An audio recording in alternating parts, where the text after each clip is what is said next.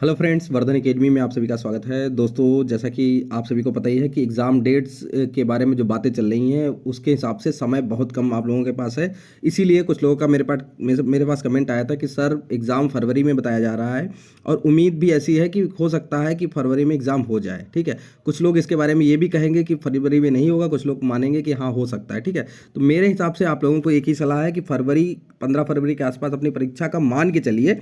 मैं ये नहीं कह रहा हूँ कि 100% हो जाएगा, कि फरवरी में ही हो जाएगा, लेकिन मान के चलिए कि फरवरी में आपके एग्जाम्स स्टार्ट हो सकते हैं। तो उसी की बेस पे आप तैयारी करेंगे तो आपको जनवरी के लास्ट तक, मतलब 31 जनवरी तक अपना सिलेबस कंप्लीट कर लेना है। ठीक है, तो ऐसे में कुछ लोगों का मेरे पास कमेंट आया था कि सर जो जैसे सिलेबस बहुत ज़्यादा है तो रिवीजन के लिए शॉर्ट नोट्स कैसे बनाए, क्योंकि ये तो है नहीं कि सिर्फ तैयारी कर लें उसी से सब काम चल जाएगा। कुछ रिवीजन के लिए भी कुछ 8-10 दिन अगर बचेंगे तो उसमें रिवीजन जल्दी करना होगा। तो ये तो है नहीं कि पूरी पूरी बुक दोबारा पढ़ लेंगे। ठीक है, तो इसको कैसे बनाएं, क्योंकि देखिए अक्सर ऐसा होता है, बहुत से लोग ऐसे शॉर्ट नोट्स इस तरीके से बनाते हैं कि एक बुक उठाते हैं, उससे शॉर्ट नोट्स बनाना शुरू करते हैं और लिखते लिखते दूसरी एक बुक तैयार कर देते हैं, हैंड रिटन। ठीक है, तो उससे बचें। आप लोग कैसे बचेंगे, जैसे आपको मैं उदाहरण के रूप में एक चीज़ दिखा देता हूँ, फिर आगे बताता हूँ। जैसे यहाँ पर आप लोग देखिए, ये आपका ईवीएस का ये थर्ड क्लास की आपकी एनसीईआरटी की बुक है और ये आप लोगों के लिए इंपॉर्टेंट भी है। जैसे वही मैंने चैप्टर यहाँ पे उठा के रखा है जो जिसमें से पूछा भी जा सकता है। ठीक है, जैसे यहाँ पे लिखा है, मैं हांगकांग में रहती हूँ, मुझे और मेरी माँ को सांप खाना बहुत पसंद है। जब भी हमारी सांप खाने की इच्छा होती है तब हम पास के एक होटल में जाकर लिंगहू फेन खाते हैं। तो आपको क्या लिखना है, जैसे ये हो गया लिंगहू फेन वाला। ठीक है, कि लिंगहू फेन कहाँ, हांगकांग में खाया जाता है। फिर इसमें देखिए दो क्वेश्चन बन रहे हैं। मैं कश्मीर में रहती हूँ, सरसों के तेल में बनी मछली मुझे पसंद है। एक तो ये हो गया कि कश्मीर में सरसों के तेल में बनी हुई मछली, ठीक, ये मुझे पसंद है। एक बार हम गोवा गए थे, वहाँ हमने मछली खाई पर स्वाद बहुत ही अलग था।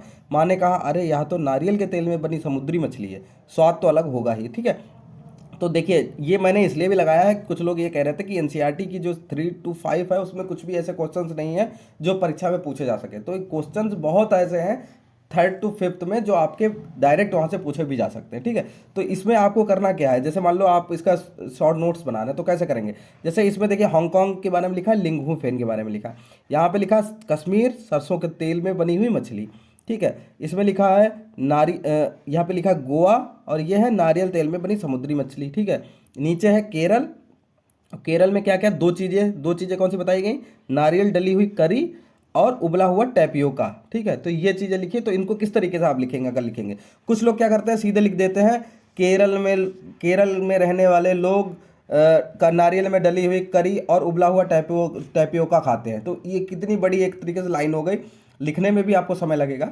सीधे आप लोगों को क्या करना है, ऊपर लिखना है विभिन्न प्रदेशों का खाना। ठीक है, और फिर सीधे हांगकांग में क्या है, लिंगुफेन, कश्मीर में क्या है, सरसों की तेल में पकी हुई मछली। भाई जब आप पढ़ेंगे तो आपको ये तो पता ही होगा कि हांगकांग में लिंगुफेन खाया जाता है, सांप का मांस का पकाकर खाना। ठीक है, गोवा में नारियल तेल में पकी समुद्री मछली, केरल नारियल डली हुई करी और टैपियोका, टैपियोका को कप्पा भी कहते हैं। ठीक है, तो सिर्फ उतनी चीज़ लिखें, जैसे ऊपर की हेडिंग इस तरीके से डालें जिससे आपको चीज़ें स्पष्ट हो जाए कि जैसे हांगकांग में लिंगुफेन लिखा तो लिंगुफेन क्या होगा, खाना है हांगकांग में, इसको खाया जाता है। कश्मीर में क्या है, सरसों तेल में मछली पकाई जाती है। गोवा में नारियल तेल में समुद्री मछली पकाई जाती है। केरल में एक तो नारियल डली हुई करी होती है और दूसरा टैपियोका होता है। ठीक है, तो इस तरीके से अगर आप नोट्स बनाएं, चाहे आप हिंदी के बनाएं। देखिए हिंदी में क्या, मैं आपको, मेरे पास सिलेबस है, मैं आपको बता देता हूँ। हिंदी में कुछ ही चैप्टर ऐसे हैं जिसके आपको नोट्स बनाने की जरूरत पड़ सकती है। ठीक है, ज़्यादातर चीज़ें जैसे अब इसमें देखिए विलोम है पर्यायवाची है, ये तो आपको रटने ही पड़ेंगे अच्छे से। ठीक है, लेकिन विलोम क्या होता है, पर्यायवाची क्या होता है, ये सब आपको पता होना चाहिए। संज्ञा विशेषण, इनकी परिभाषाएं होनी चाहिए। तो सिलेबस हिंदी और ईवीएस में तो कुछ सिलेबस है ही नहीं। एनसीईआरटी ईवीएस में बहुत कम है, कई कई बुक्स भी अब मार्केट में आ गई, वहाँ से भी आप तैयार कर सकते हैं।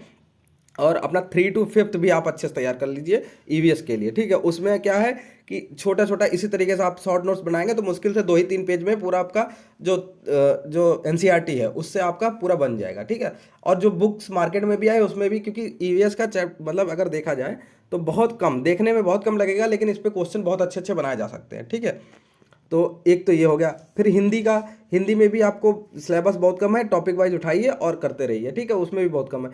मेन आपका पेडागोजी है और सिर्फ, हाँ, सबसे ज़्यादा अगर देखा जाए तो पेडागोजी का ही है। पेडागोजी में शॉर्ट नोट्स आपको इसी तरीके से बनाने हैं, जैसे कोई आयोग के बारे में या एनईपी, आप भारतीय शिक्षा नीति पढ़ रहे हैं, ठीक, नई शिक्षा नीति पढ़ रहे हैं, उसमें जो इंपॉर्टेंट डेट्स हों वो लिख सकते हैं।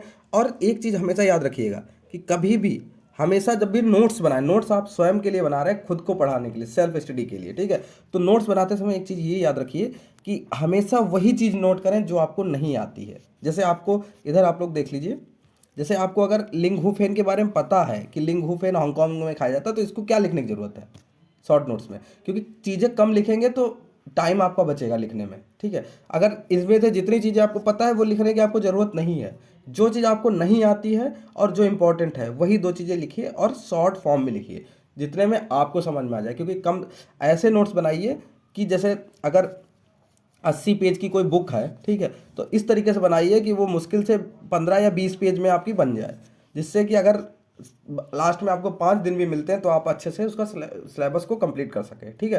तो उम्मीद है आपको समझ में आ गया होगा कि किस तरीके से आपको शॉर्ट नोट्स बनाने हैं। अगर फिर भी आपके मन में कोई सवाल रह गया हो तो आप लोग कमेंट बॉक्स में पूछ सकते हैं, ठीक है। किसी भी मतलब केवीएस एग्जाम से संबंधित कोई भी जानकारी आपको चाहिए वो आप लोग कमेंट बॉक्स में पूछ लीजिए, मैं हर तरीके का आपका रिप्लाई कर दूंगा। और अगर बाई चांस कोई चीज़ ऐसी है जो मुझे नहीं पता होगी तो मैं उसको पता करके फिर आपको रिप्लाई कर दूंगा, ठीक है। तो दोस्तों आज की वीडियो में सिर्फ इतना ही, मिलते हैं अपनी नेक्स्ट वीडियो में, तब तक के लिए नमस्कार।